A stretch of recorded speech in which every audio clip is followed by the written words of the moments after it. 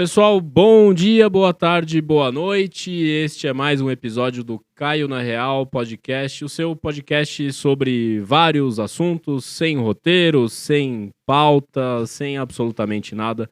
Somente mais um convidado ilustre aqui na minha frente para a gente trocar uma ideia. E hoje eu tenho a honra de receber uma colega de profissão, Luciana Haddad, livre docente da Faculdade de Medicina da USP, mãe, esposa, corredora, triatleta. Lu, quantas coisas você já fez hoje? Conta pra gente, assim, hoje, agora são 12h15, quantas coisas você já fez hoje? Obrigado pela sua Oi, presença. galera. Bom, obrigada pelo convite. Eu adorei o fato de não ter roteiro, porque a gente vem super despreparado. Essa é a que é ideia. ótimo. Bom, vamos pensar. Hoje foi um dia diferente do normal, porque eu costumo treinar na madrugada, mas hoje meu filho tinha uma excursão da escola, então eu levei ele para a excursão. Aí fui direto para o hospital, que era umas 6 e pouco. Trabalhei um pouco, aí saí, corri. Eu tinha uma corrida de 12K, voltei, trabalhei e tô aqui. Tá vendo, gente? Olha só que coisa fácil e simples de fazer, né? Eu te acompanho, Lu, no Instagram, e às vezes eu fico meio agoniado. Eu falo, gente, meu Deus do céu, como é que ela consegue fazer tudo isso? E eu queria que você contasse pra gente como que foi esse processo de construção da sua vida, de médica, atleta, mãe, porque é lógico que hoje você ocupa o lugar que você tá, não é à toa, mas eu imagino que você teve que mudar muitas coisas na sua vida para conseguir organizar tudo isso, né? Então, eu não gosto muito de despertar esse sentimento nas pessoas. Tá. Você não é a primeira pessoa que comenta isso comigo. E eu tenho certeza que algumas pessoas realmente têm um sentimento negativo. E a minha intenção nunca foi essa. Na verdade, é o contrário, exatamente. Que também acontece. Tem muita gente que fala: caramba, eu tô com preguiça, e aí eu vejo que você tá fazendo um monte de coisa, me anima. Mas tem muita gente que fala: ai, nossa, você faz muita coisa, me irrita. Então, é normal. Inclusive, rede social é um pouco sobre isso, né? Que É pessoas. terrível, a gente tem uma visão, Isso, as né? pessoas criam a imagem que elas querem na cabeça delas em virtude daquilo que a gente coloca lá, que é um retrato de alguns momentos da nossa vida, né? Não é um filme do nosso dia completo. Então, ninguém sabe o corre que tem por trás. O esforço que você tá fazendo ali. E não é só o esforço. Eu acho que tem muito a ver com personalidade, com estilo de vida, com a forma com que eu faço as coisas. E não tem o certo nem o errado. Eu não acho e nem na verdade, eu tenho certeza que as pessoas não precisam fazer tudo o que eu faço. Pelo contrário, Claro. tem gente que faz muito menos de uma forma melhor.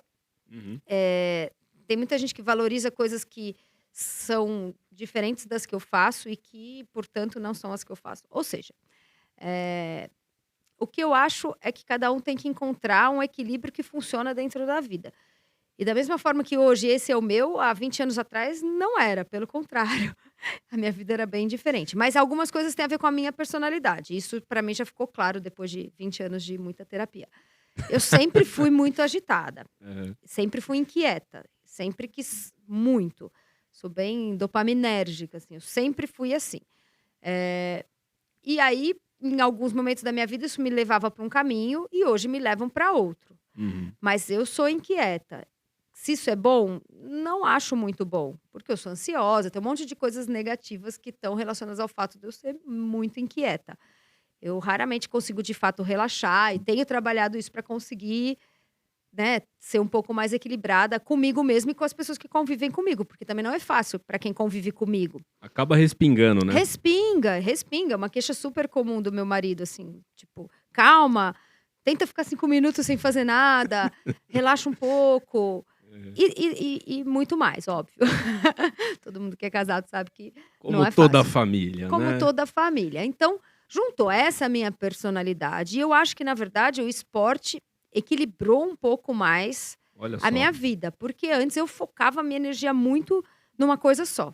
Então, na carreira. Medicina. Medicina. Então, eu entrei na faculdade com 16 anos e, de repente, eu tinha passado, sei lá, 15 anos muito focada nisso. Acelerando absurdamente.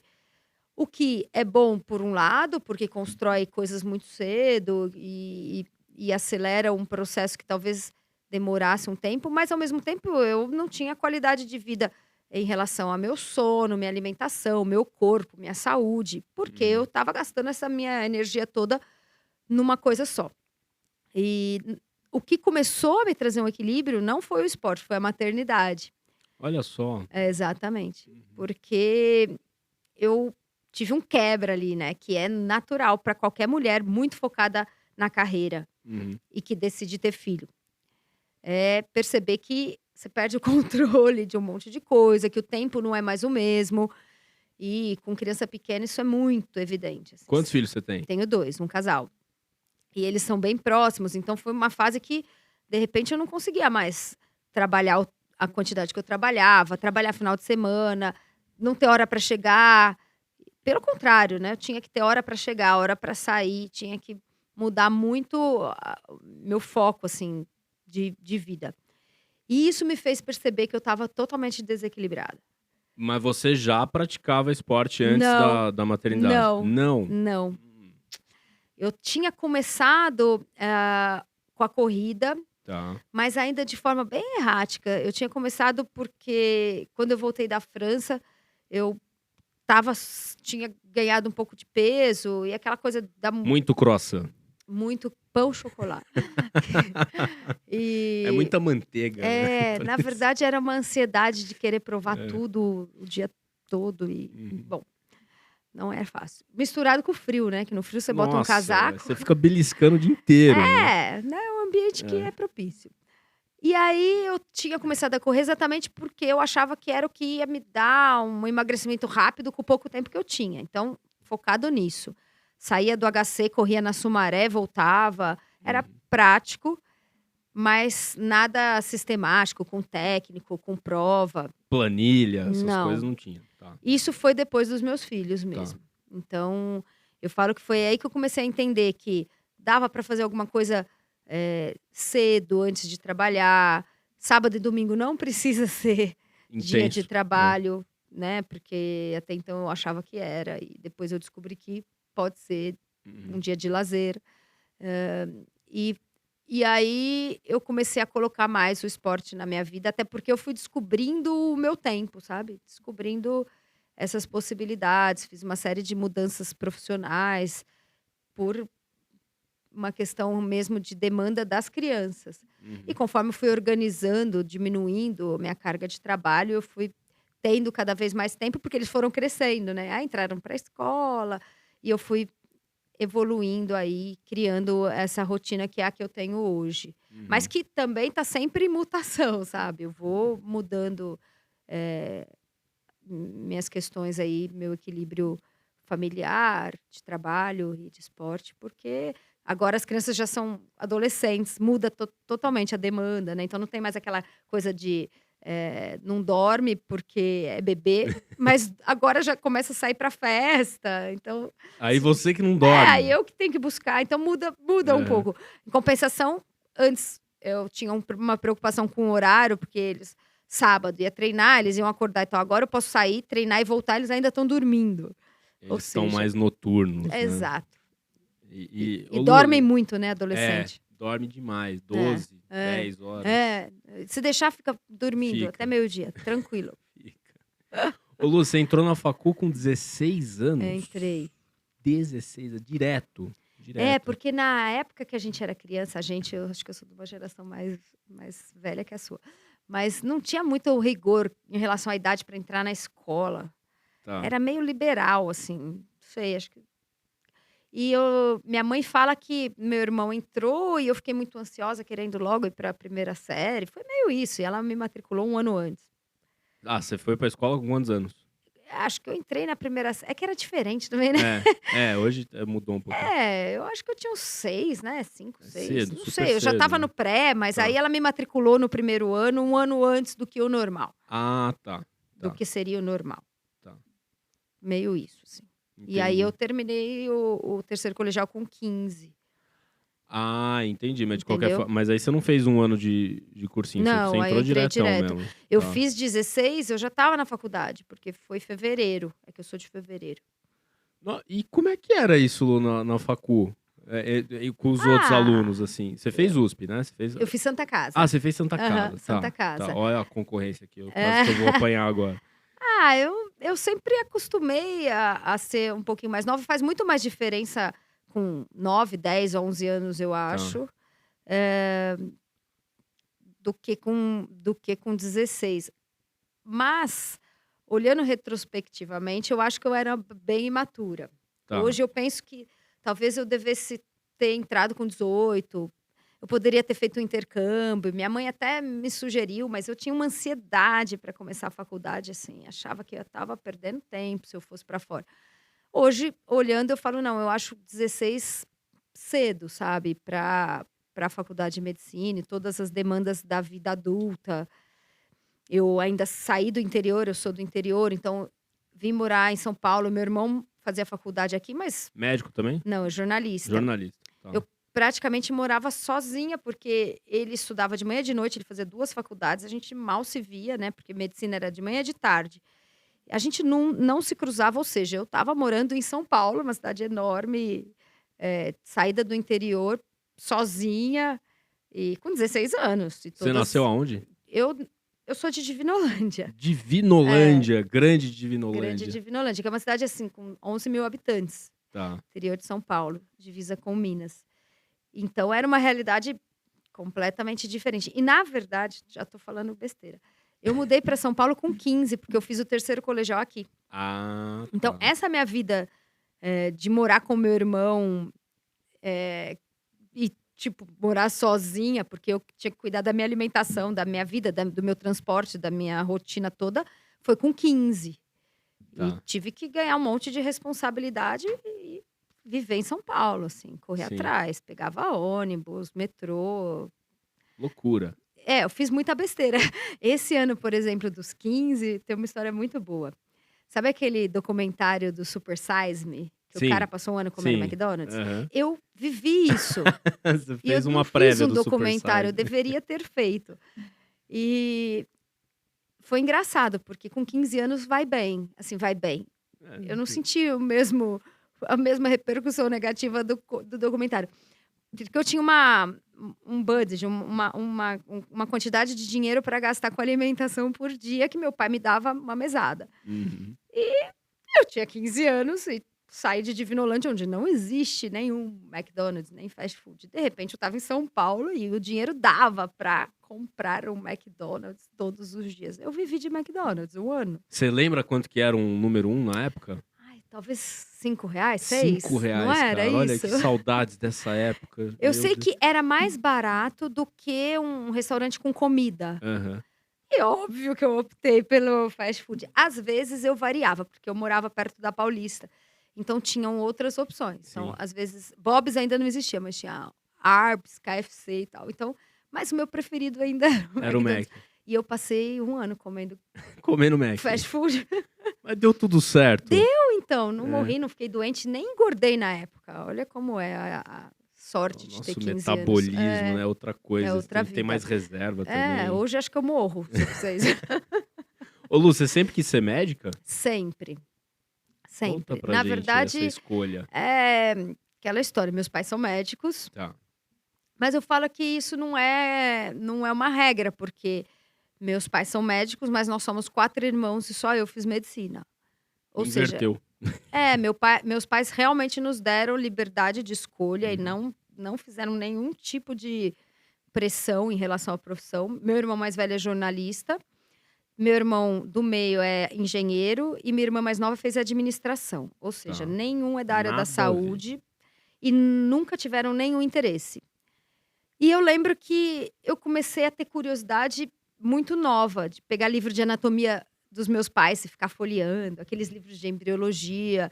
Achava divertido. Meu pai fez obstetrícia, então tinha uns livros de parto e não sei o que, adorava.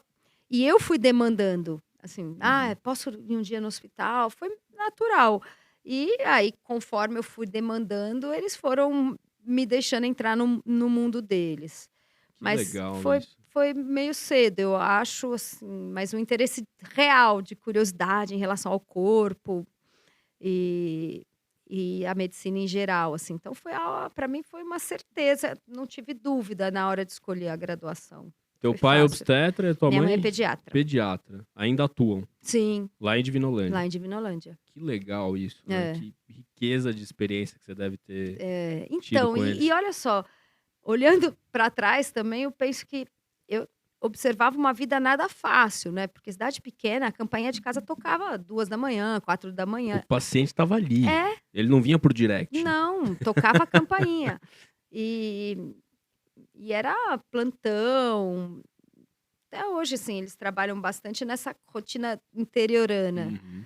Mas não era um exemplo de vida tranquila, sossegada e nem de, né, da medicina, sei lá, Glamour. do glamour que né? tem aqui em São Paulo, É. alguns médicos. Não, era bem uma coisa, medicina do interior e de bastante trabalho, mas que eu achava muito interessante mesmo, Sim. de, sei lá. O que você achava mais interessante nessa prática dos seus pais? A proximidade com os pacientes ou a dedicação, o sacerdócio, aquela coisa mais da medicina antiga mesmo, né? Eu vou ser bem honesta. O que eu achava mais legal era a parte cirúrgica, técnica e sangue.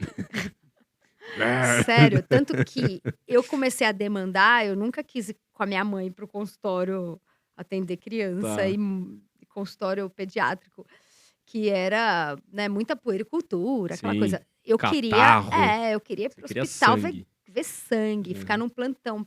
Posso acompanhar o plantão lá do colega Uhum. e que chegue logo um politrauma, assim. Era Uhum. isso que eu tinha vontade, sabe? De agito, emoção, adrenalina e, e sangue. Queria.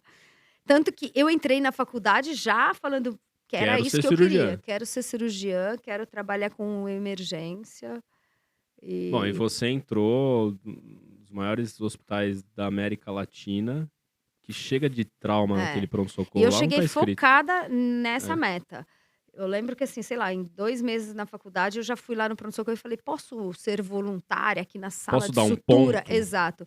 E aí virei voluntária da sala de sutura. Os Aham. residentes que queriam fazer clínica, os internos que queriam fazer clínica amavam, né, porque Aham. eu ficava lá trabalhando para eles.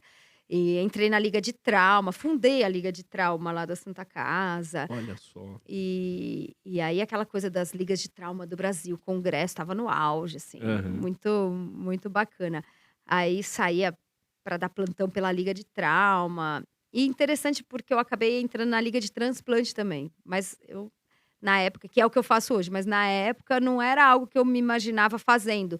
Eu Uhum. tinha certeza que eu ia trabalhar com cirurgia de emergência, então, Tá. mas eram oportunidades, aquela coisa que eu falei que eu entro de cabeça. Então eu fiz a liga de todas que tinham qualquer relação cirúrgica eu fiz. A de obstetrícia, a de trauma, a de transplante, todas as opções extracurriculares relacionadas à cirurgia, Teu negócio era barriga e sangue. barriga e sangue. E adrenalina, assim. Aham. Eu queria ação. Você curtiu a faculdade? Muito, muito, Aproveitou? muito. Eu me arrependo de não ter feito esporte, porque era um ambiente muito propício. Uhum. E não foi por falta de convite, porque tinha aquela coisa, vai treinar calouro, não sei o quê. E eu Atlética, né? fugi disso, Você fugiu. igual o diabo da cruz. Então, É. eu me arrependo, porque teria sido muito legal. Acho que eu teria descoberto ali o Tá. quanto o esporte é bacana, mas eu fugi. Não fiz nada, não treinei. Mas o resto eu fiz tudo, então Tá. foi bom. Você teve uma atuação no acadêmico ali Uhum. mesmo, né? Na Aí eu liga. fui do centro acadêmico, Aham. dessas ligas todas, mas também me divertia, festa, balada. Aham. Foi bem legal, foi uma Pegou experiência. DP? Não, lógico que não. Nenhuma? CDF, Nem nunca, bioquímica? eu era muito nerd. Genética, essas coisas que ninguém Nada. estuda? Não, eu estudava muito, amava, estudava muito. Aí fazia trabalho, não só estudava, como fazia. Eu, tipo, começamos na fisiologia, eu falei, meu, já quero fazer uma iniciação científica, vamos logo aqui mesmo, que é o que eu tenho no primeiro Aham. ano. E fui aprender, na época, tipo, fazer PCR, ficava pipetando, fiz iniciação científica desde o primeiro ano. Você fez iniciação em qual tema? No primeiro, segundo ano ainda era medicina molecular e Tá. trabalhava com genética. Aí, a partir do terceiro eu já fui para cirúrgicas, porque aí eu já tinha um pouco mais de noção, tinha as ligas. Aham. E aí eu fiz muito experimental em Tá. rato. Eu fiz um trabalho bem legal de trauma de bacia, que foi com um paciente, pronto-socorro e tal. Depois fui para experimentar o laboratório, para poder operar ratinho e tal, e fiz até o 6º ano.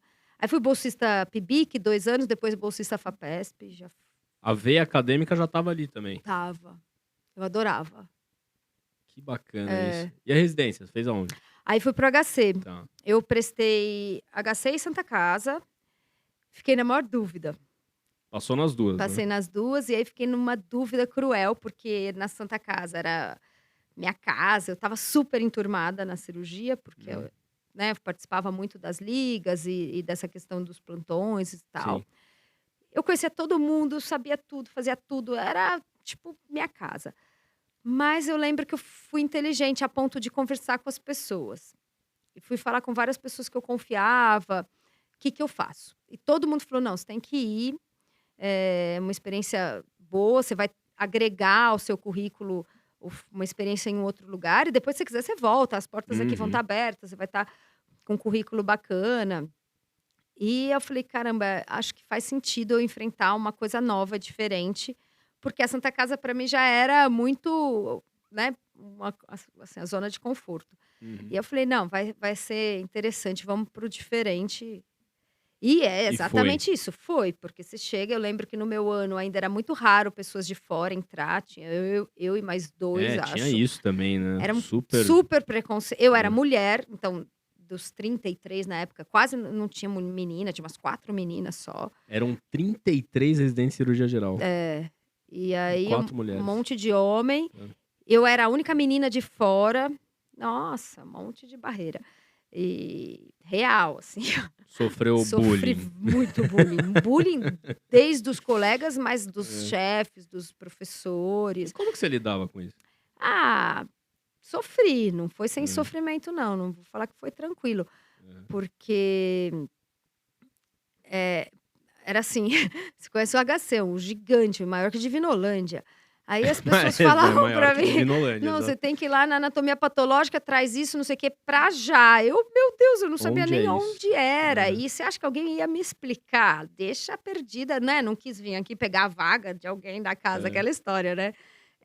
Então, eu falei que eu me vesti de humildade, Sim. né, fui descobrindo meus caminhos, ralando, mas tive a sorte de ter 2 colegas de panela que aos poucos foram se tornando meus super Que amigos, eram do HC. do HC, os Tá. 2, Cláudio e Boulanger. E Tá. aí no R2 a gente formou um trio, assim, imbatível. A gente Aí que você falou: "Agora eu sou daqui também". é, e eles eram muito bons, muito É. bons. E a gente, por sorte, cada um decidiu fazer uma área diferente, então o Cláudio queria fazer, uro, o Boulanger vascular, e eu, nesse meio de caminho, eu mudei da cirurgia geral e trauma para gastro, Tá. nessa fase começo do R2, assim. E aí a gente falou: "Meu, nós 3 temos que entrar". E aí foi meta, foco, Porque R3, aí é sabe. outra Outra prova, prova, outra super coisa, concorrida, com né. É, seus próprios sim. colegas.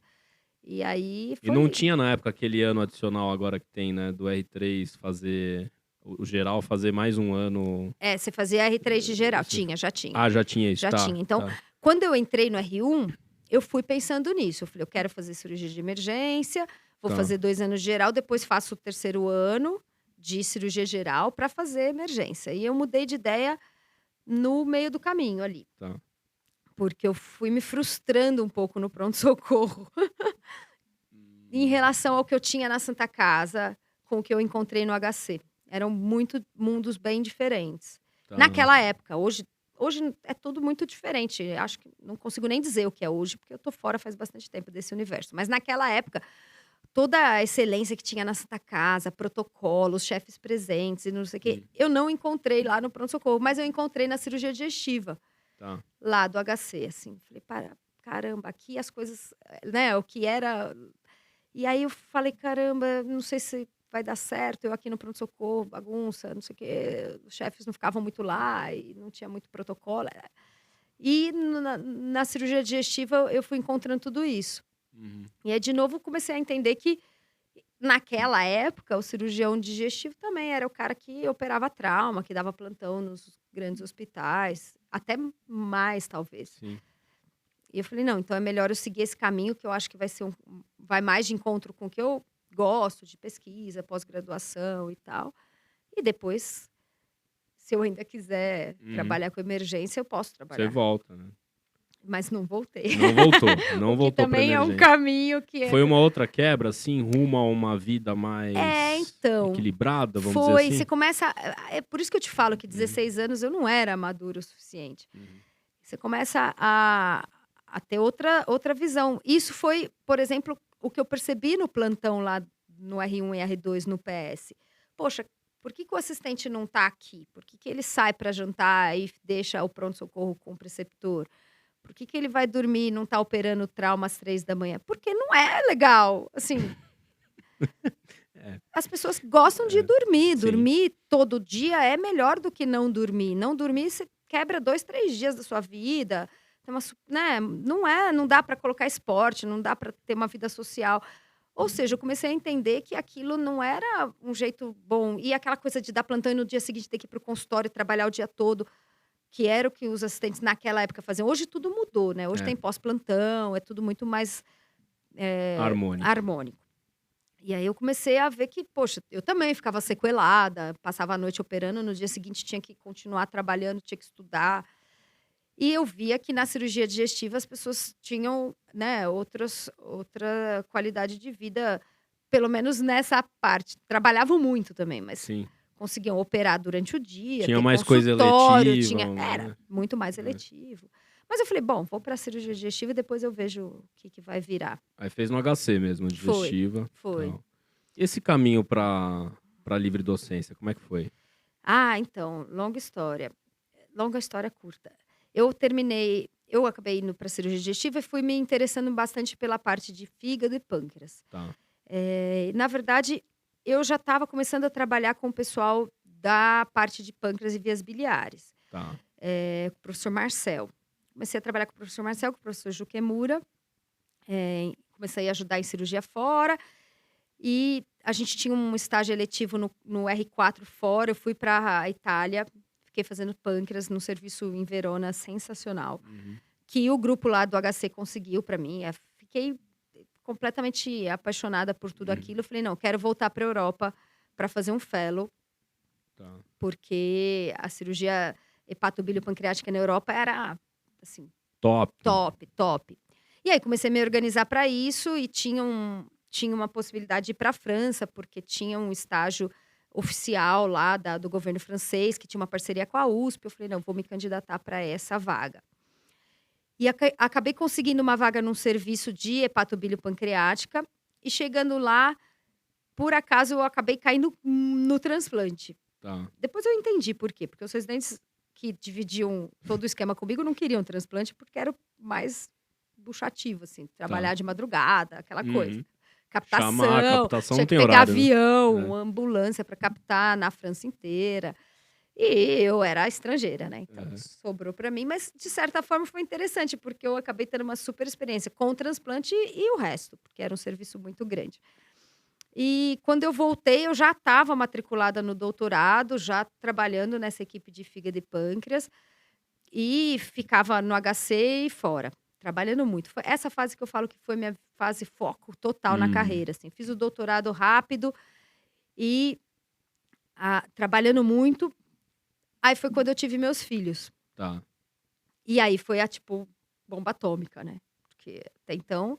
E agora? E agora? Porque as nossas cirurgias duravam 12 horas, 14. Sim. E começava aquela história. Até emendar o fígado inteiro no corpo, pelo amor de Deus. Fazia dodano pancreaté. E era muito legal, eu adorava. A equipe era super, super bacana, eu aprendia pra caramba. O professor Marcel, super cientista e tal. O Juquemura era meu orientador. De repente eu falei, gente, de onde eu tirei que eu ia ter um filho e continuar... Porque eu achava, juro, eu não sei, eu achava que eu ia dar um jeito. Sim. Porque até então eu dei um jeito em tudo, né? Dei um jeito de aprender francês, dei um jeito de viver na França fazendo transplante, que eu não sabia nada. Eu dava um jeito. E de repente eu falei, meu Deus, agora eu não sei que jeito eu dou. Minha filha nasceu prematura, então foi aquela coisa, não estava nem com o quarto pronto, nem com nada. E de repente ela nasceu. A menina veio primeiro. Foi. Tá. E eu achando que, assim, ainda tinha mais 2 meses de trabalho e ela já nasceu, ou seja, minha agenda de cirúrgica estava toda comprometida. De repente eu falei: "Minha vida tá do avesso, não sei o que fazer". Aí foi uma catarse, Uhum. essa época. Eu tive que me reinventar, mas foi bem difícil. Eu lembro que eu passava a madrugada não ficava acordada por causa dela, eu ficava acordada porque eu não sabia o que eu ia fazer da vida. Porque eu falava: "Meu Era o Deus". tempo que você tinha pra pensar num Não, planejamento porque eu ali. estava perdida É, mesmo, os meus chefes começaram a me cobrar um retorno. tá. "Ah, e aí, quando você volta? A gente precisa de você". "Ah, tá puxado. E a gente se você não voltar, a gente tem que colocar alguém no seu lugar.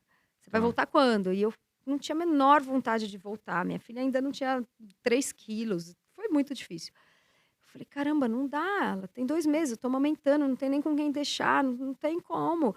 E aí eles começaram a me pressionar: "Você vai voltar, senão a gente tem que colocar alguém no lugar", e eu não conseguia pensar em aquela coisa, você tá super um monte de hormônio, não sei o que, eu falei: "Eu não consigo desgrudar dela, passar o dia fora". Eu falei: "Então, não vou voltar, não tem como, isso aí é tudo ou nada". Eu lembro que a gente foi bater um papo, um café, eu falei: "Não, calma, eu vou aí no HC, a gente conversa". Estava de licença do HC, mas o mundo privado me cobrando.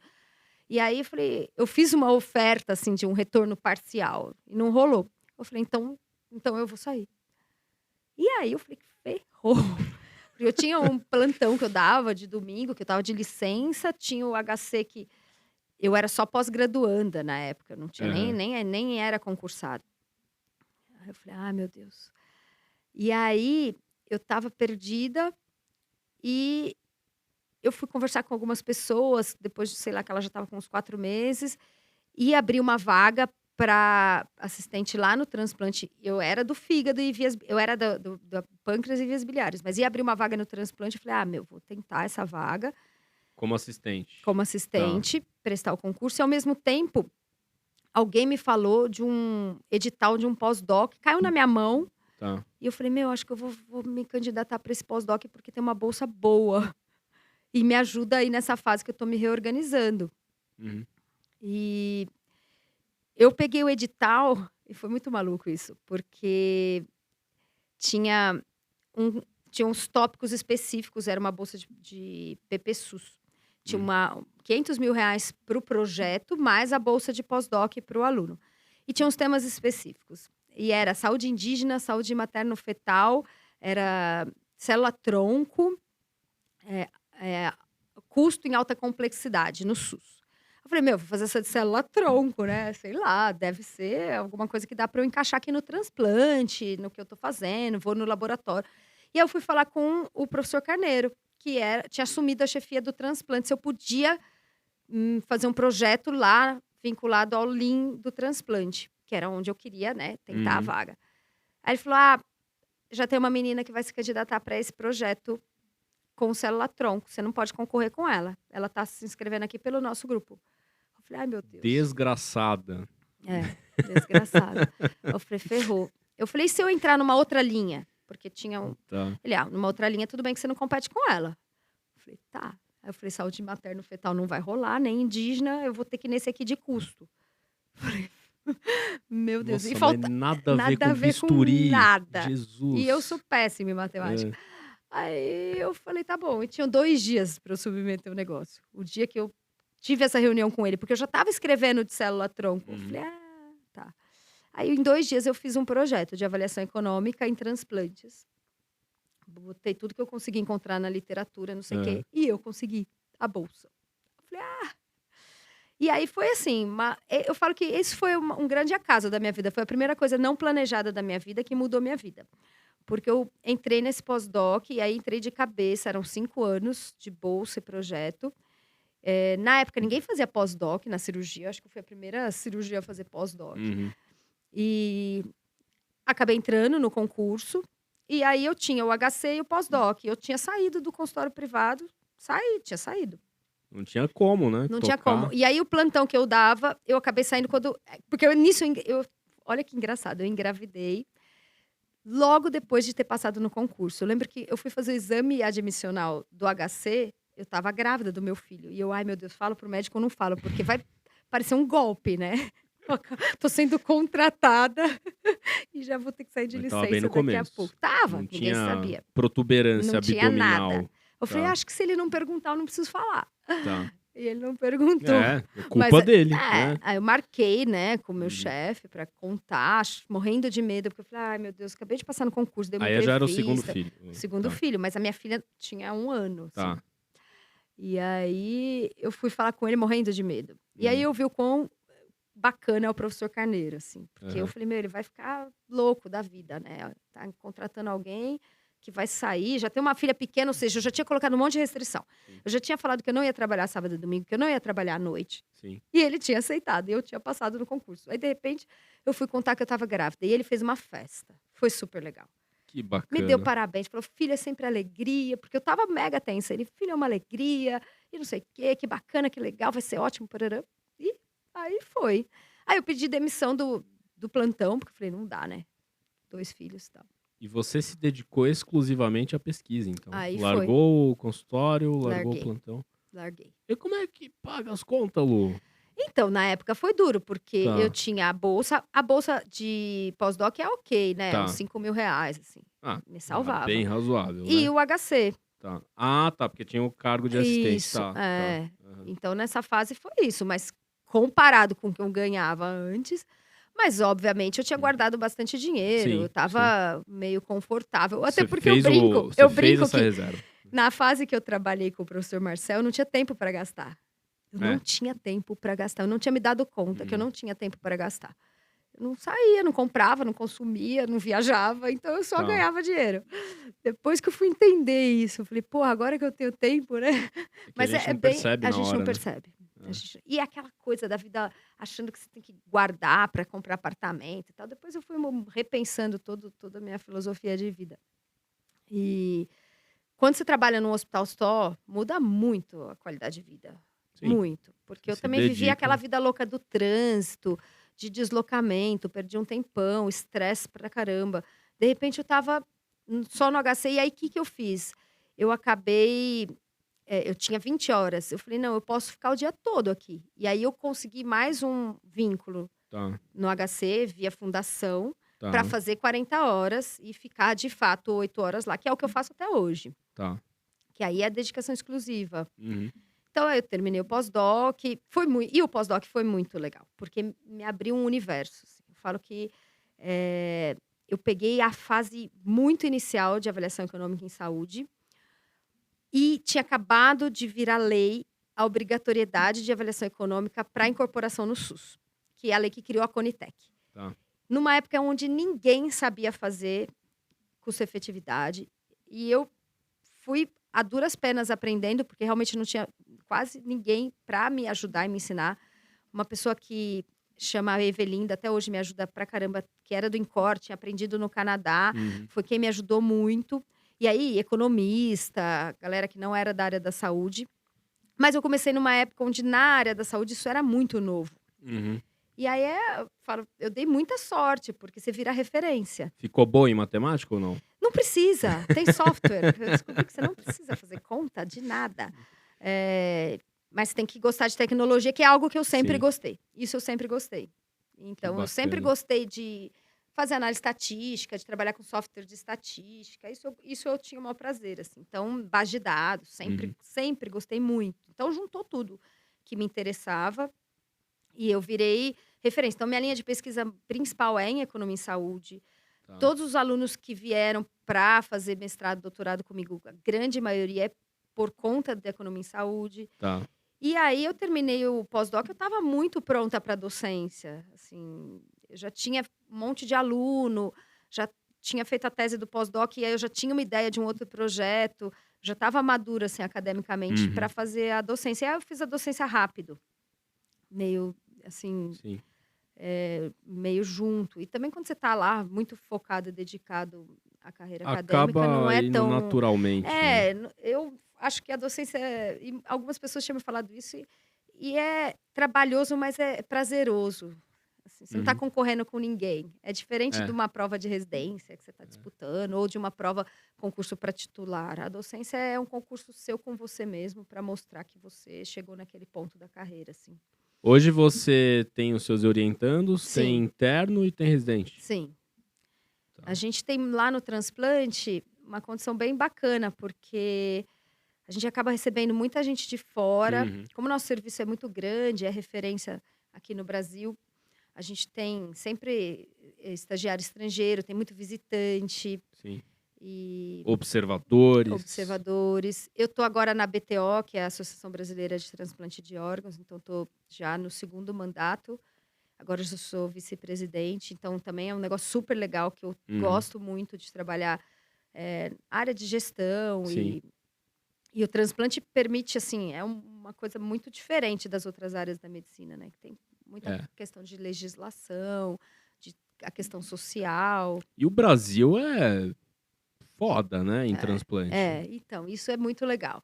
E muito por conta do governo, né, SUS Uhum. e da BTO, Sim. que trabalha É uma junto, sociedade assim. muito atuante. Muito atuante. Então é muito Hum. legal estar ali dentro, fazendo a diferença mesmo e trabalhando.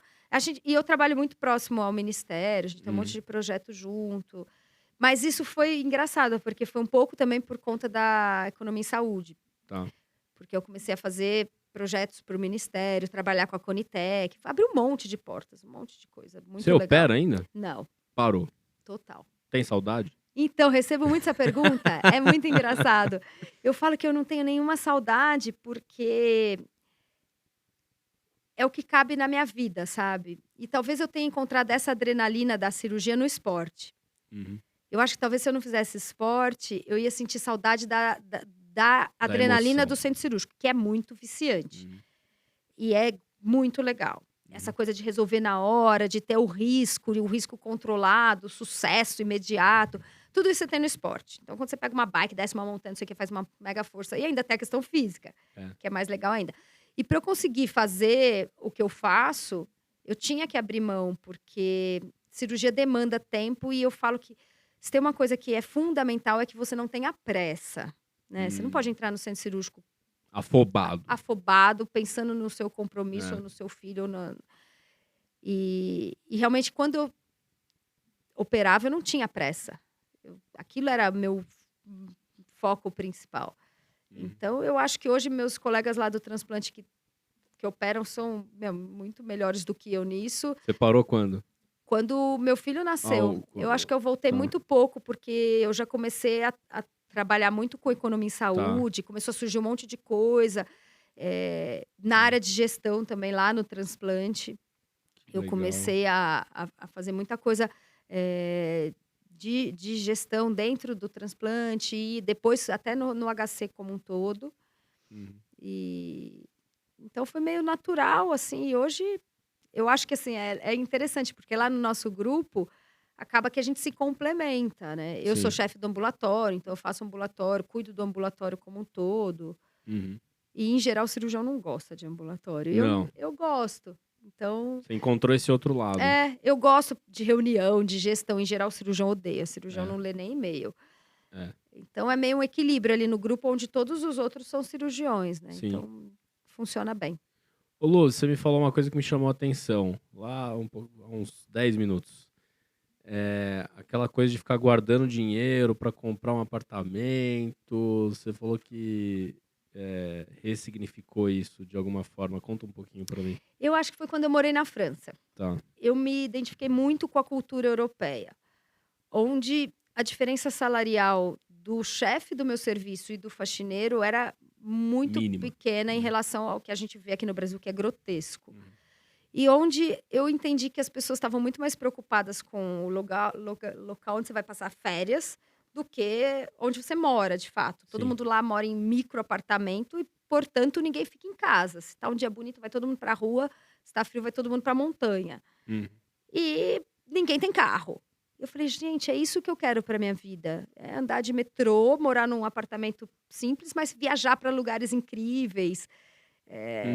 E essa coisa um pouco social, eu achava muito... Eu fiz amizade, assim, com pessoas que aqui no HC são invisíveis. E lá eram meus amigos, sabe? As pessoas que limpavam o centro cirúrgico, instrumentador, as enfermeiras. E eu falei, gente, por que a gente vive numa sociedade tão desigual? E eu voltei falando: "Não preciso comprar apartamento, não vou comprar apartamento nunca, eu vou vender meu carro". E aí você vira um pouco estranho, Tá. mas você tem que estar bem na própria pele para ser essa pessoa diferente. E hoje eu Uhum. vou para o HC de bicicleta e nunca mais usei salto. Uso salto se eu tenho um compromisso social, É. familiar, mas não preciso trabalhar, até porque eu vou de bicicleta. E tá tudo bem, sabe, moro perto Uhum. e fiz minha vida toda perto, mas eu viajo para lugares incríveis sim. Então, é isso, né, Viagem é o seu melhor investimento? sem dúvida. É. Nossa, sem dúvida. Se eu não tiver uma viagem se eu não estiver planejando uma viagem, eu não tô bem. Eu tive que lidar com isso na pandemia, não foi fácil. Uhum. Do tipo: "Puts, eu não tenho nenhuma viagem em vista". E ainda dei um jeito de arrumar umas viagens até no meio da pandemia. Mas foi em 2020, né, que foi o ano que começou a Aham. pandemia, a gente tinha feito uma viagem sensacional em janeiro pra Patagônia, que foi uma das viagens mais legais que eu fiz com as crianças, tinha sido incrível. Então eu falei: "Que sorte, né", eu não sabia que ia Uhum. ter covid. E foi em janeiro, uma viagem longa. E em fevereiro eu fiz um meio Iron em Bariloche, que foi incrível. Uhum. E aí começou a pandemia. Passei 10 meses sem viajar, foi difícil. Mas aí em janeiro, ali, 2021, eu fui pra Chapada, a gente fez uma viagem super legal com as crianças e ainda tinha pandemia, mas Uhum. já era possível viajar, né. Aí o ano passado eu já consegui viajar Qual de foi o novo. lugar mais incrível que você já foi? A gente lá em família, a gente sempre tem essa conversa, né, porque a gente sempre faz umas viagens legais com as crianças. Eu acho que essa da Patagônia tá É número lindo 1 lá, de né? experiência, e a gente fez uma viagem muito legal, muito de trekking, assim, de Uhum. montanha, foi muito, muito legal. De prova, eu fiz um meio Iron na Áustria, que foi num lugar incrível, que chama Zell-am-Sick. Nossa, foi incrível, assim, um pedal de montanha, nos Uhum. Alpes, assim, muito legal. Mas tem muito lugar, assim, legal. Uhum. Tipo, que eu já fui pra Índia, que é bizarro, é muito bacana. Mas ainda tem um monte de lugar que eu quero conhecer. Qual que é a próxima? Então, a próxima é o Alasca, olha que Alasca. incrível. Eu vou fazer o Ironman do Alasca em agosto. Ah, essa que vai ter em E aí todo agosto. mundo Né? me pergunta: "Nossa, mas por que você vai para o Alasca?" Eu falei: "Meu, qual outra chance de ir para o Alasca se não para fazer um Ironman?" Aham. Então, quando abriram essa prova, que é a primeira vez que vai ter, eles mandam e-mail, né, de Sim. divulgação. Eu falei: "Caramba, eles me ganharam na foto do lugar". Eu já me inscrevi sem as pessoas falaram: "Mas você olhou se é frio, se é É verão no montanha?" Alasca, É vai estar 5 verão. graus. Eu falei: "Gente, juro, eu me inscrevi pela foto", aquela É. coisa assim, bora. Então, tô planejando uma viagem que O vai Iron ser completo mesmo. completo, cento e oitenta de bike. 3.800 de natação e 42 de corrida. Ah, leve, leve. Coisa leve. Mas, meu, eu só penso na viagem, né. Uhum. Vai ser muito legal, eu Como é que é tô a tua rotina de treino é. para essas Depende, provas, assim? pra Ironman é mais pesada, Tá. ciclo de Ironman, né, porque a gente tem que nadar, pedalar e correr. Então, basicamente, todos os dias tem pelo menos 2 treinos. Tá. Eu sempre faço um treino antes de trabalhar, Uhum. que em geral é bike ou corrida ou os 2, mas que eu começo 5, 5h15, 5h30, depende do tamanho do treino, eu calculo para dar o horário, Uhum. né. Eu entro no HC às 8h, mas metade da semana eu levo as crianças na escola, então depende aí um Uhum. pouco da rotina, mas faço esse treino sempre antes. E aí eu tenho que nadar e às vezes fazer fortalecimento, que eu nado na Atlética, do Tá. HC, que é quebra o Uhum. galho muito pra mim, que é dentro do hospital, tô lá Uhum. muito rápido. Na hora que dá, em geral é na hora do almoço, às vezes no final da tarde. E faço musculação lá também. Tá. Então, é onde eu encaixo. Mas hoje em dia, por exemplo, meus filhos já treinam, né, eles fazem um monte de esporte, então às vezes eu faço fortalecimento enquanto eles estão jogando futebol, fazendo Tá. vôlei, não sei o quê. Já dá pra fazer uma rotina meio com eles, E o assim. maridão acompanha também, né? Ele faz. Ele é menos empolgado com longa distância, ele gosta Tá. de média distância. Tá. E tem época que ele tá mais empolgado, época que ele tá menos empolgado, e a gente vai equilibrando Mas vai pro aí. Alasca? Mas não vai fazer. Não vai Ele fazer. tá fora de Ironmans por enquanto. Tá. Tá. Lu, você passou por uma situação muito difícil quando você teve o acidente, Isso. né? Foi quando? Que Foi ano? 28 de janeiro do ano passado. Tá. 21. 2021, É. né? Conta pra gente como é que foi o acidente. Então, tá um pouco conectado com a história da Chapada, porque a gente foi pra Chapada, férias com as crianças, na pandemia. E eu acabei pegando Covid na viagem. E eu tinha Tá. trabalhado aqui no HC o tempo todo no Covid, que o HC lá virou um Uhum. centro de Covid. Fiquei trabalhando no Covid, não tinha pego, né? E na Chapada, a gente, né, tava sempre em lugar aberto e tal, mas quando a gente voltou, fiz o teste pra voltar pro HC, tava positivo, assintomático. E tive um Covid assintomático. E voltei pro HC, voltei a treinar e tinha já aquela história de que tinha que fazer uma avaliação antes do esporte. Eu cheguei aí na consulta até porque eu falei, eu não tive sintoma, mas eu preciso fazer um check-up esportivo, né? Sim. Fazer o ergo spirit e tal. Tava com os exames na mão, mas fui pedalar, apesar de não ter completado essa avaliação. E eu tive uma desautonomia pedalando, Tá, que depois da investigação toda foi provavelmente por conta do Covid. tá. Então eu tive um acidente idiota, assim, eu estava pedalando sozinha numa reta, Na Marginal, né? na Foi? marginal. Quem conhece lá sabe que lá não tem curva, não tem nenhum obstáculo. E eu fui em direção ao Rio Pinheiros, como se eu quisesse entrar na. Você apagou. Eu apaguei, eu não lembro de nada. Você tava o quê? A 30, 40 por hora? 35, 35. pelo que o Garmin Ah. estava marcando lá, né, que a gente usa no treino. E eu apaguei. Quando eu acordei, e foi muito louco o que eu vivi nesse tempo que eu estava desmaiada, porque parecia um sonho. Foi muito louco que o cérebro, acho que estava. Porque quem me viu lá parecia. Achavam que talvez eu estivesse convulsionando. Tá. As pessoas são leigas, não sabem dizer exatamente. O que sabem é que eu estava inconsciente. Eu não lembro, eu achava até que eu tinha caído num lugar diferente do que eu caí, porque minha última memória era de que eu estava num lugar e depois de um tempão, meu marido foi me mostrar onde eu caí. Eu falei, não caí aqui. Ele falou, foi aqui que você caiu? Eu vim aqui. E eu achava que eu tinha caído 1 quilômetro, mais até, uns 2 quilômetros de distância. Ou seja, eu tenho uma amnésia. Tá. E aí eu tive um negócio muito louco no meu cérebro lá, sei lá, que passou um monte de coisa. Um Você sonho. teve uma experiência alucinatória? Parecia um sonho, mas Tá. muito acelerado, com um monte Tá. de imagem. E quando eu acordei, eu achava que eu estava na minha cama, tendo meio que um pesadelo. Eu falei, e aí tinha um monte de gente em volta de mim e tal. E aí que eu me dei conta que eu tinha sofrido um acidente. Você tava você ficou no Sírio, né? Não, eu você fiquei ficou no 9 de julho. Ah, 9 de julho. Não, mas eu estava deitada no chão da ciclovia, porque Ah, o tá, SAMU você demorou. acordou lá. O Tá. SAMU demorou 50 minutos para chegar Tá. lá dentro. E eu fiquei desacordada uns 5 minutos só. Tá. Então tava um monte de gente em volta. Eu vi que eu tinha fraturado. Aí na hora eu abri, o meu braço tinha um desvio importante. Eu falei, quebrei Que o braço. agradável. Aí eu pensei, nossa, quando será que eu vou poder nadar? Olha o pensamento. Porque eu falei, puta, eu já nado mal, agora eu quebrei o braço. Ó a cicatriz ali. Mas eu falei, eu achava que era o que tinha acontecido. Eles, calma, não mexe, está vindo as ambulâncias, não sei o quê. E nisso a ambulância demorou. Aí eu me lembro de tudo, dali pra frente eu me lembro de tudo. Dor? E aí eu comecei a ter muita dor nas Tá. costas. Mas eu falei, acho que é da pancada. E todo mundo, não se mexe, não se mexe. Seu acidente foi grave, você bateu a cabeça, você desmaiou, não mexe, não mexe, não mexe, não mexe. E eu só fui ter um pouco de noção no SAMU, que eu comecei a ter uma sensação muito ruim, que depois eu entendi que é porque eu estava com hemotórax bilateral, hemopneumo.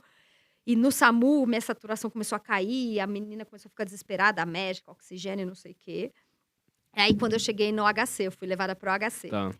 Porque eu pedi pra ir pro HC, meu marido também, e meu marido ligou para meus amigos do HC. Aí o residente do PS, colega, não, você não tem por noção. aqui. Eu cheguei no HC, estavam todos os chefes me esperando.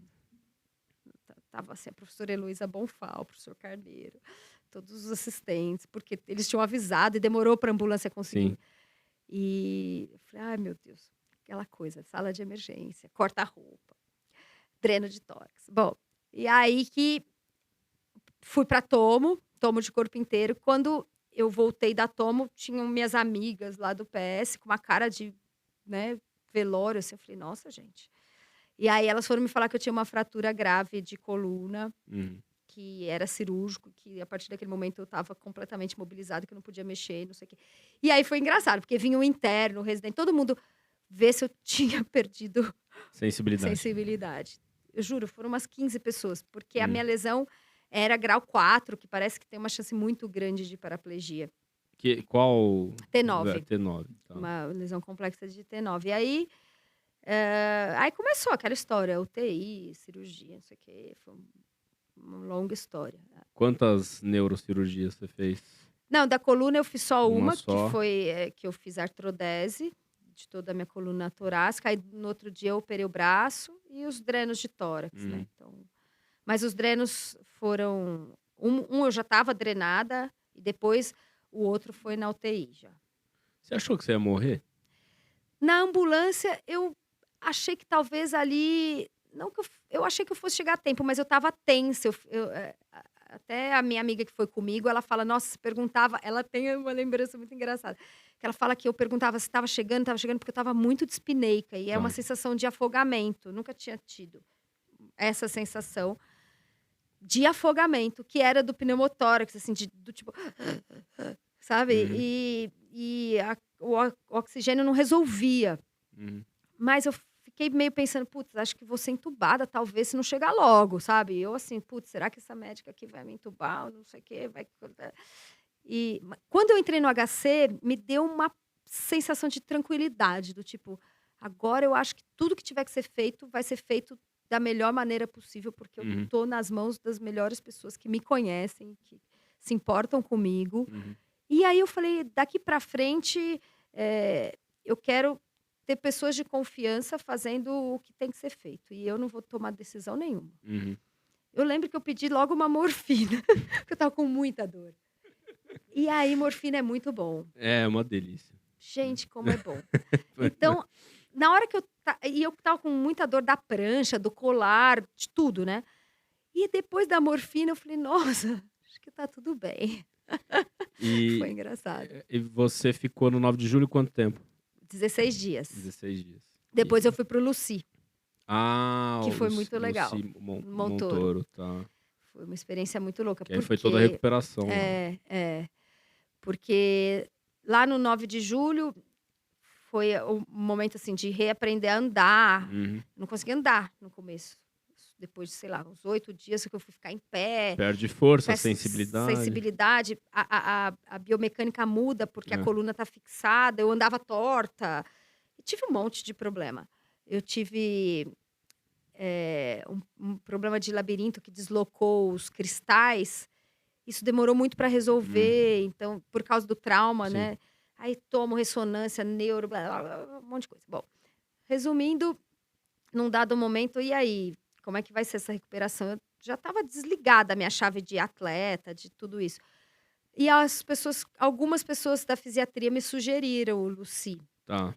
E eu fiquei numa dúvida cruel se eu iria ou não, porque na época, pela pandemia, eu não podia ter visita, tinha que ficar sozinha. E lá no 9 de julho eu estava vendo meus filhos todo dia, uma galera ia me visitar. Sim. Então, apesar de ter sido bem sofrido, assim, eu tinha muito apoio. E aí foi muito difícil a decisão de ir ou não. Mas, ao mesmo tempo, os fisiatras me falavam, olha, vai acelerar muito a tua recuperação. Porque lá vai ser um programa de reabilitação dedicado o dia todo, com as melhores pessoas. E na sua casa você vai ter que ir todo dia na fisioterapia, Sim. ou a fisioterapia vai ter que ir na tua casa. Eu tava fazendo TO, um monte de coisa. Eu falei, quer saber, eu vou. Se for muito ruim, eu peço pra sair. Aquela história, né? Quanto tempo você ficou lá no Lucy? Aí fiquei mais 2 semanas, porque era difícil. Poderia ter ficado mais, mas eu tava com muita saudade das crianças. 15 dias sem ver, né? Então, eu usufruí ao máximo os 15 dias. O Lucy é incrível, assim, é incrível. As pessoas que trabalham lá são, nossa, sensacionais. Em algum momento você achou que não ia voltar a andar? Não, andar sim. Eu saí do 9 de julho já andando. Tá. Mas eu tinha certeza que eu nunca mais ia pedalar. Tá. Certeza absoluta. E eu falei pro meu marido vender minha bicicleta. Falei, pode vender. Tinha um trauma, assim. E eu tinha dúvida se eu ia conseguir correr. E o pior, todo mundo tinha essa dúvida. Os ortopedistas, eu perguntava para eles. Falei, alguém que já fez essa artrodese, vocês conhecem? Que corre? Eles não conheciam. Ninguém tinha um caso parecido com o meu, assim. Nem uma experiência, né? Então, eu falava com os fisiatras, por acaso, vocês já acompanharam alguém que fez o que eu fiz e que... Não. Vamos descobrir junto. Meio assim, vamos descobrir todo mundo junto. Tá. O que vai dar. E lá no Lucy, eles já foram com esse foco pro atleta, sabe? Que eu não estava esperando de reabilitação. Eu estava esperando uma reabilitação para a vida normal. Sim. Mas os fisioterapeutas lá, e lá tem treinador técnico, tem uma galera muito boa, que já falou: não, a gente vai te reabilitar para você voltar para o esporte. Eu falei: me botaram para fazer bicicleta ergométrica lá, aquela sentada, um monte de exercício, ficava morta, exausta, suava. E realmente eu acho que deu uma acelerada assim na minha recuperação, que talvez em casa fosse demorar uns 3 meses. E é aquele momento, aquele intervalo de tempo de ouro, né? De ouro. Se não tivesse De feito ouro, aquilo. de ouro, porque eu tinha perdido totalmente massa muscular, não tinha força para nada. Então lá tinha desde o nutrólogo, nutricionista, vendo minha dieta, psicólogo fazendo terapia todo dia, porque eu estava completamente traumatizada, completamente. E eu ficava sozinha, então fisioterapia de manhã, de tarde, de noite. Foi muito... Vendeu a bike? Não, ele sabia que... Ele falou... Quando eu cheguei em casa, aí teve esse trauma, né? Que eu cheguei em casa, a bicicleta tava lá. Eu falei, puta, agora eu vou ter que olhar para essa bicicleta aqui no meio da sala. Ele falou, não, é melhor você já ver logo. É muita terapia. Mas foram boas histórias, assim, aprendi muito, ficando 15 dias sozinha lá. E quanto tempo demorou para voltar a treinar? Demorou um pouco. Demorou, sei lá, uns 4, 5. Aí foi tudo muito progressivo. Porque eu saí de lá, já tinha os exercícios de fisioterapia, aí já tinha caminhada, comecei fazendo caminhada, aí fazendo aquela deep running dentro d'água depois de um tempo. E eu lembro que num dado momento eu já estava evoluindo, assim, eu já fazia aquela bicicleta ergométrica normal, porque primeiro eu tinha que ser uma com encosto, com a perninha, aquela de velhinho, né? E aí um dia eu fui na consulta com o meu ortopedista, e ele também acho que estava meio curioso para saber o que ia acontecer. E aí ele falou, você tá com vontade de correr? Eu falei, tô, mas eu acho que eu não consigo. Ele falou, vamos tentar? Ele falou, mas não conta pra ninguém. Tipo, porque tinha um monte de gente me ajudando nesse momento. Tinha fisioterapeuta, minha médica do esporte, fisiatra, terapeuta ocupacional e tudo. Mas ele falou, vamos fazer isso só nós dois, porque... Ele falou, te garanto que essa haste... Olha que safadinho. Foi. Ele falou, te garanto que essa haste não quebra. Ela aguenta 2 toneladas. Ele falou, não tem problema. Tua coluna tá fixada, está toda fixada. Porque quando eles fazem a fixação... Não, eles fixam pra caramba, pra inteiro, cima e pra né? baixo. Bloco, né? Ele falou, não tem erro. E aí foi isso. Aí eu fui correr escondido e deu certo, assim, deu certo. Foi estranhíssimo, mas ok. Aí ele falou, beleza, então agora avisa a galera. A galera que tava... Aí avisei. Publica. Não, avisei. A publicação é do oficial, que foi na esteira, com a fisioterapeuta do meu lado, a médica do meu lado, lá na Care Club, que é onde eu fiz todo o acompanhamento. Mas a verdadeira foi na rua, em casa, assim, saí na Oscar Freire, ali correndo. Essa é a não oficial, essa não tem foto. Não sentiu dor quando você voltou? Senti pra caramba. Nessa época eu tinha muita dor. Eu tava ainda com restiva, tomando 1 milhão de remédios. Eu fiquei tomando... Eu tinha muita dor. Eu acompanhei com um grupo de dor. Eu consegui desmamar da parte de dor com quase 1 ano. Olha novembro. Só. Recente. Ontem. Foi o mais difícil. Eu tive uma questão de dor estranha, assim. Muito... Sei lá, deu um chute no meu sistema nervoso. Sim. E demora mesmo, porque você acaba criando uma certa tolerância. Foi também, bizarro, assim. Foi bizarro. E eu fui também, porque eu falo que eu tive muita sorte com todo mundo que me acompanhou. O pessoal da dor foi falando, Luciana, você vai ter que buscar terapias não medicamentosas. E até então eu era totalmente fora desse planeta. Sim. Porque a gente precisa desmamar, você não pode ficar com tanta medicação tanto tempo. E começa a ter um monte de efeito adverso, é horrível. Então aí o intestino não funciona. Aí o sono fica completamente bizarro. Eu te conheci porque eu não dormia. Chegou uma época que eu fiquei insone, passava 3 dias sem dormir. E era muita interação, um monte de coisa. E aí foi nesse sentido que eu comecei a buscar terapias não medicamentosas. Então, fazer acupuntura, fazer meditação e fazer yoga e para tratar minha dor. Sim. E foi importante para você? Pra caramba. Pra integrar mais outras Nossa, aí eu fui conseguindo desmamar da medicação porque eu fui botando tudo isso. E aí eu virei dependente de tudo isso, mas ainda bem que tudo isso é muito bom, né? Não tem efeito colateral, não tem... Mantém a yoga? Mantenho tudo. A acupuntura eu faço bem menos agora, mas teve época de eu fazer 2 vezes por semana, quando eu ainda tinha muita dor, e tirei a medicação. Aí aprendi a meditar, Uhum. aí consegui organizar meu sono com, né, todos os rituais e sem nenhuma medicação. Uhum. Também foi uma fase de transição. Eh, e é um equilíbrio, assim, eu falo que dá um estalinho, assim, você desequilibra. Eu fui pra França fazer a maratona Uhum. e por conta do fuso horário e cama diferente, quarto diferente, Deu uma ferrou. bugada. Não, deu uma bugada, assim, de falar: "Meu Deus, não E consigo tava, e mais tava dormir, friozinho ainda, muito né? frio". Mas aí você liga a calefação e de repente esquenta muito, É. esfria muito e, o fuso horário. Eu falei: "Caraca", mas falei: "Não, segue firme que vai dar tudo certo". Hoje você tem um ritual pra dormir, assim? Tenho, Tem uma tenho, organização noturna? total. Então já, tipo, acostumei de não ficar no celular, aí eu Uhum. leio um livro, tô sempre lendo algum livro. Mas aí em casa, quando isso tudo fica muito organizadinho, né, vira rotina. Então, a temperatura é sempre igual, o Sim, travesseiro, aí você vai, faz o seu ritual, pega, sim. deita, lê um livro, puf, capota, O né. que que você gosta de ler, Lu? Eu gosto muito de ler.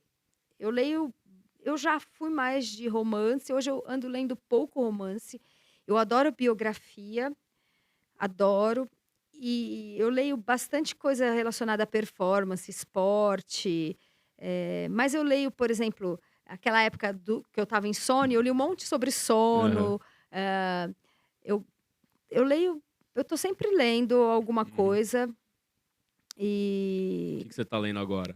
então, eu vou começar um livro novo que é de um cara que chama Steve Magnus, que chama Do Hard Things, que eu até comprei Hum. ontem, que é um cara que eu gosto muito, que ele fala bastante de esporte, essa coisa de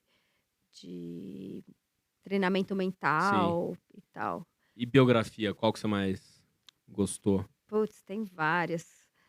Hã, deixa eu pensar.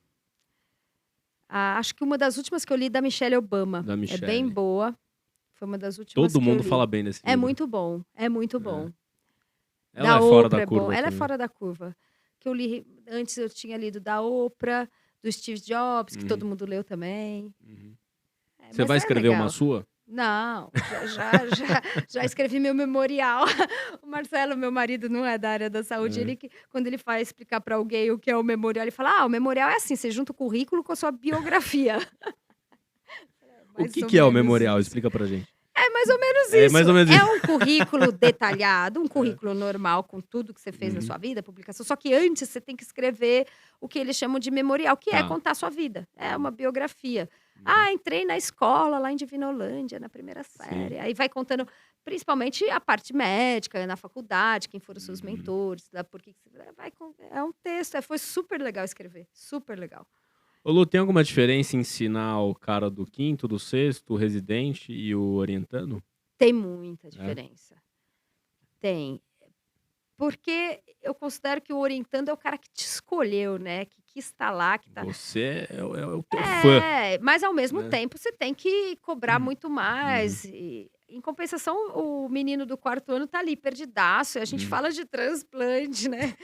Então, eu já viro pro aluno, porque eles passam com a gente no 4º ano, eu já Aham. falo: "Olha, aqui ninguém vai fazer transplante, a chance de fazer transplante aqui é um no máximo, né, uma Uhum. especialidade super específica. Então, vou ensinar o que o médico em geral precisa saber sobre transplante. Sim. Daí você tenta tornar a coisa interessante. Ainda bem que transplante é interessante, em geral eles têm interesse, então não é tão difícil.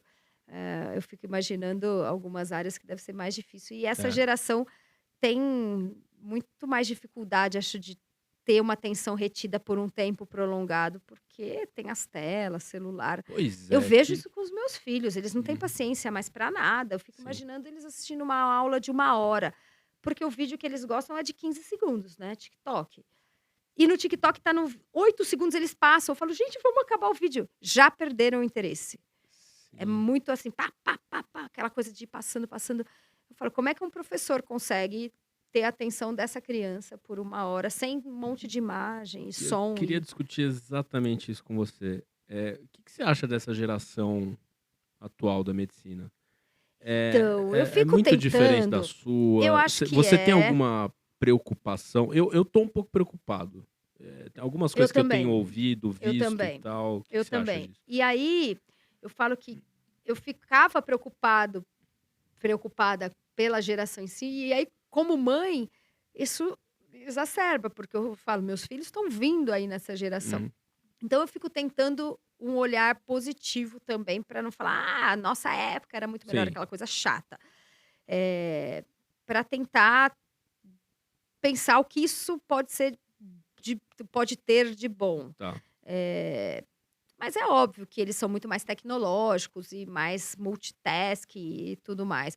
E eles usufruem bem desse universo. Uhum. Mas eu já não me vejo tão distante disso, porque eu tentei acompanhar, assim, eu Uhum. adoro, por exemplo, quando a minha filha quer fazer um negócio e ela não consegue, eu consigo, a gente fica numa disputa, porque ela acha que ela é muito mais rápida do que eu na Aham. tecnologia. Mas eu tenho a impressão que eles vão descobrindo um jeito de dar um passo para trás, talvez no esporte, talvez para os meus filhos eu tenho entendido que é o caminho, sabe. Uhum. Então agora eu consigo tirá-los desse mundo acelerado e digital, levando para o esporte. Tá. Agora na geração da medicina, eu acho que não vai mais ter o que a gente teve, e essa coisa que eu tive, sei lá, por uns 10, 12 anos, onde a medicina era tudo e era o único foco. E eu acho que talvez isso seja Ainda melhor. bem, né? Exato. Então eu falo, talvez essa É. geração seja melhor que a minha em relação a isso. Uhum. Se profissionalmente eles serão melhores ou não, eu não sei. Uhum. Talvez precise de 3 médicos para fazer o que a gente fazia um só, mas ótimo. Eu já vejo, Assim, porque, né, cada vez vai ser mais difícil conseguir alguém sim, muito qualificado que queira trabalhar de noite, que é, queira abrir mão da família, que queira, né, abrir mão do conforto, que era o que a gente fazia. E a é. gente fazia. Então, por exemplo, a nossa pós-graduação não tem quase médico. É muito raro. O cara fala: "Por que que eu vou fazer doutorado, ficar 2 anos escrevendo uma tese, se eu não preciso?". É. E pronto. "Ah, por que que eu vou ficar no HC prestar concurso se eu posso me divulgar no Instagram e ter meu consultório cheio?". É. E tudo bem. Uhum. E talvez a gente tenha que se reinventar como pós-graduação, como É. universidade, para ficar legal ou para trazer alguma coisa de diferente, porque senão outro dia um fisioterapeuta falou para mim: "Nossa, eu achava que eu tinha que estar vinculado a um hospital e não sei o que para dar aula, e um amigo meu dá um curso lotado e tal, super competente, tá indo super bem, Que é dele, né? que é O curso. dele, e não paga É, para ninguém, nem precisa é. aguardar ser convidado, não sei o quê". Aí ele falou: "Ah, outro dia eu fui convidado para dar uma aula num congresso, pagaram só minha passagem, não sei o quê, perdi o dia. Meu amigo deu o curso online". Ele falou: "Então eu estou migrando para este ramo". E Aham. é isso, então a gente como universidade, a gente vai ter que buscar um É. caminho. E aproveitar o lado bom, né, porque recentemente a gente teve um episódio muito desagradável, né, no Hospital de Clínicas da Unicamp, que os R1 de ortopedia Sim, se falaram: "Ó, demitiram, meu né. amigo, Ah, abraço", ninguém né. mais vai tolerar esse tipo de abuso. E eu Uhum. acho que nesse ponto, essa geração é mais equilibrada que Sim, a nossa. sim, E eu acho que eles estão certos. Se eles são mais felizes ou não, se vai sim. dar mais certo ou não, eu não sei. É que tem esse Mas contraponto, né, eu acho que essas decisões e esse falar não para certos tipos de abuso, que é extremamente legítimo e necessário, mas isso também tem que estar atrelado a um senso de responsabilidade, exato. né. Porque o que eu percebo é que eles querem qualidade de vida, querem viajar, querem fazer esporte. Eu vejo jovens médicos que querem entrar no triatlon e ter a Uhum. bicicleta e tal. Mas, opa, eu consegui ter tudo isso porque de alguma forma eu trabalhei, ganhei dinheiro, porque tudo isso custa, tem conta, tem. Então, esse equilíbrio, poxa, mas em algum momento ele vai ter que trabalhar sim, vai ter É, que aguentar algum desconforto e passar por algumas situações que nem sempre são prazerosas, porque eles precisam de dinheiro, de hum, sustento, né, tem que ter responsabilidade. Então, eu vejo que algumas pessoas conseguem esse equilíbrio e outras não. sim, E aí: "Ah, não, não quero sair tarde, não quero dar plantão, não quero não sei o quê. Ah, sim. mas eu quero viajar, eu quero comprar, eu quero ter". E então, Então vamos lá, meu vamos amigo, lá, vamos fazer um Excel porque aqui. não tá fechando a conta, É. né. "Ah, eu quero fazer sucesso e vou usar a rede social", mas dá trabalho usar a rede social. Nossa, eu que o diga. Então, Você que o diga também. não é assim, É, simples: "Ah, vou postar uma foto e meu consultório vai é, ficar lotado". Não, dá muito trabalho, demora, você é, tem que fazer bem feito, também vai ter concorrência cada vez maior. Então sim. se você não fizer com qualidade, esquece. É um trabalho tão trabalhoso quanto qualquer outro, se você quer fazer bem feito e quer ser bem-sucedido. E quanto mais pessoas migram para esse mundo, mais difícil fica, mais concorrido ele é. Ou Exatamente. seja, daqui a pouco você vai lá pedir para dar um plantão, porque tá mais fácil do que ser blogueiro. Exatamente, exatamente. Você ouve alguma coisa aí dos acadêmicos que está te chamando a atenção em relação à carreira, em relação a ensino? Alguma pergunta que você nunca ouviu na vida e que essas pessoas te perguntam? Não, as pessoas me perguntam exatamente isso. Como é que eu faço um Iron Man? E eu falo, Fazendo, caramba, né? Eu treino. Não, mas aí né? eu falo, putz, como é que faz? Porque eu, na residência, não fiz. Eu falo, gente, eu não posso falar, Vou porque fazer eu não... depois. Né? Então, eu não sei se dá. Uhum. Mas é isso que as pessoas vêm me perguntar isso. Eu quero fazer a maratona de Berlim. E como é que eu faço um Iron Man? E é esse o interesse. Eu falo, pô, que legal que vocês estão pensando no esporte, que isso já faz parte da vida. Mas eu também acho que é difícil Tem um colocar momento certo. tudo né? isso nessa fase, porque custa, porque demanda tempo. E muitas pessoas vão pro caminho do overtraining e aí se lesionam. E, né? Porque não dorme, não come direito. Então, isso que eu falo, se você tá na residência e quer treinar, você tá conseguindo dormir?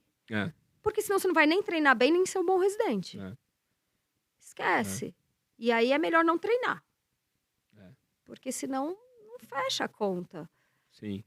É simples.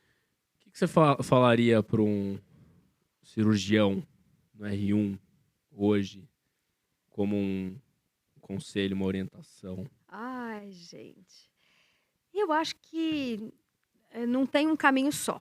E a vida me mostrou isso, né? Eu entrei na residência com um caminho de vida traçado e depois minha vida foi desviando totalmente. Eu descobri que tem um monte de caminho.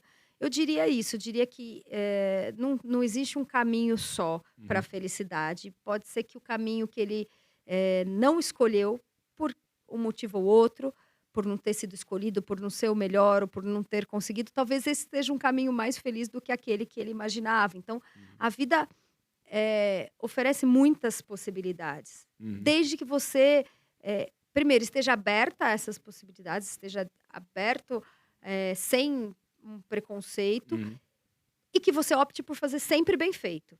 Eu falo, quando eu fui fazer o pós-doc em Economia em Saúde, não era o que eu tinha escolhido. Mas eu falei, já que eu tô aqui, eu vou fazer isso muito bem feito. E isso vale para tudo. Então, se eu vou me dedicar a um treino para uma maratona, o momento que eu estou me dedicando para aquilo, eu me dedico de fato, né? Então, é isso. O seu caminho sempre vai dar certo se você fizer um trabalho bem feito, focado naquele momento para aquilo, né? E não pensando no que você vai ganhar depois ou no que vai acontecer lá na frente. Lu, trouxe um pré-treino aqui para você. Opa!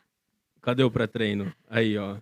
Adoro. Nosso bolinho de coco. Nossa, do adoro. Dalvidito, bolo gelado. Que delícia. Obrigada. Fica aqui a Pode minha ser lembrança. sobremesa também. Pode ser sobremesa, pré-treino, o que você quiser. Obrigada. Levar lá pro HC pra você comer Vou de vez em levar quando. escondido. Lu, brigadão, viu? Muito legal. obrigado. Eu acho que é muito bom, assim, quando eu entrevisto os médicos que eu admiro e que eu pude fazer parte de alguma forma na sua produção de conteúdo, na sua divulgação. Eu acho que tem muito espaço ainda para a gente resgatar a boa medicina, mas com qualidade, com responsabilidade e fazendo isso que você falou, né? Fazendo bem feito, acho que tem lugar para todo mundo.